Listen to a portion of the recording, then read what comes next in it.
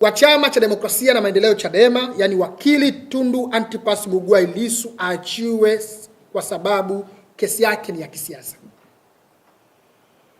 Huyu ni mwenyekiti wa chama cha upinzani nchini, chama kikubwa. Tunapokwenda kuzungumza, kujadiliana masuala ya mustakabali wa nchi na masuala ya kisiasa,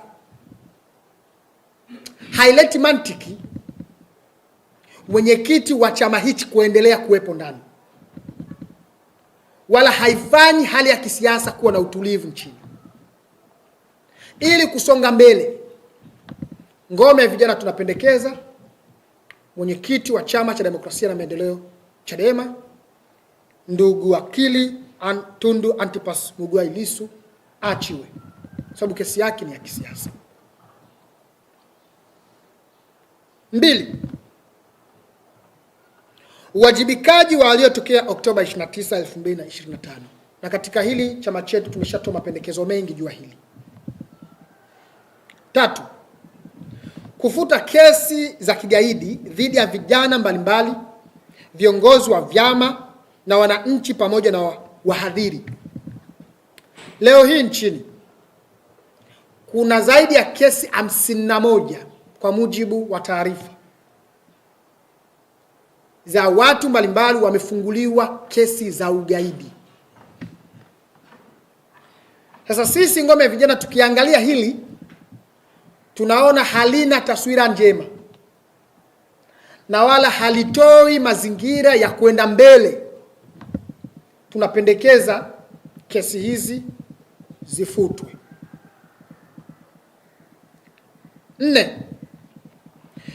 Tunapendekeza kutumia wapatanishi kutoka Umoja wa Afrika au Jumuiya ya SADC katika kufanya mazungumzo ya namna ya kwenda mbele kutokana na mkwamo uliopo, ikiwa ni pamoja na kuhuisha mchakato wa katiba mpya. Kwa nini tunapendekeza wapatanishi? Kitu kinachokwamisha maridhiano, kitu kinachokwamisha mazungumzo, si kwamba watu hawataki maridhiano, si kwamba vyama hivi havitaki mazungumzo, si kwamba wananchi hawataki maridhiano, si kwamba asasi za kiraia hazitaki maridhiano, lakini tuna tatizo la trust. Mazungumzo na maridhiano yanakwenda sambamba na kuaminiana. Trust imepungua kati ya serikali, Chama cha Mapinduzi na vyama vya siasa nchini. Trust imepungua kati ya serikali, Chama cha Mapinduzi na makundi mbalimbali nchini, kutokana na matendo ya kila siku ambayo tunayaona. Tuliahidiwa uchaguzi wa serikali za mtaa utakuwa mzuri sana. Uchaguzi ukaharibiwa. Tuliahidiwa kwa kauli nzuri sana za majukwani kwamba uchaguzi wa Oktoba 2025 utakuwa huru na haki. Hakuna kilichotokea. Uchaguzi ulivurugwa nchi nzima. Matukio yote haya ya watu kukamatwa, kufanyaje, yanapunguza imani ya watu kuamini kwamba tukikaa mezani tukikubaliana tutasonga mbele. Watu hawaamini. Chama cha Mapinduzi ni chama ambacho kitakuchekea, lakini inapofikia kwenye nafasi ya madaraka na mamlaka, huwa hawacheki na mtu. Hawacheki na mtu kabisa. Na ndio maana nashangaa hata makofi mengi tunaopiga kwa kauli ya Dr. Emmanuel Nchimbi.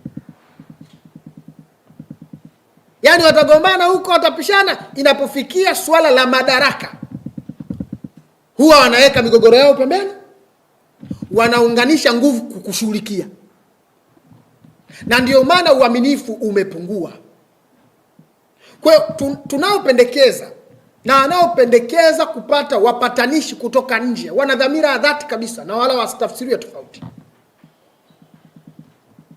Ni kwa sababu ya kupungua kwa uaminifu, trust.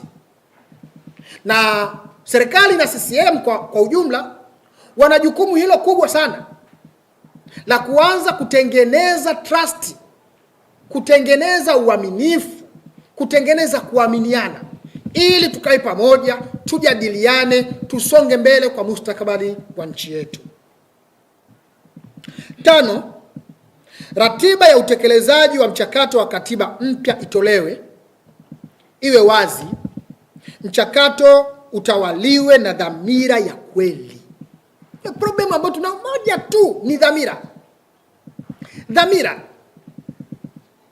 nia thabiti kwa maslahi na mustakabali wa taifa letu, ili kupata katiba bora itakayoimarisha uwajibikaji, demokrasia kwa ujumla, chaguzi huru na haki, utawala wa sheria, kulinda haki za watu na kujenga taasisi imara na madhubuti. Mapendekezo yetu haya ni muhimu kwa sababu hatua hizi zitarejesha matumaini na zitakuwa ni mwanzo mzuri wa kuaminiana kwa makundi yote kama njia pekee ya kwenda mbele na kuliponya taifa letu.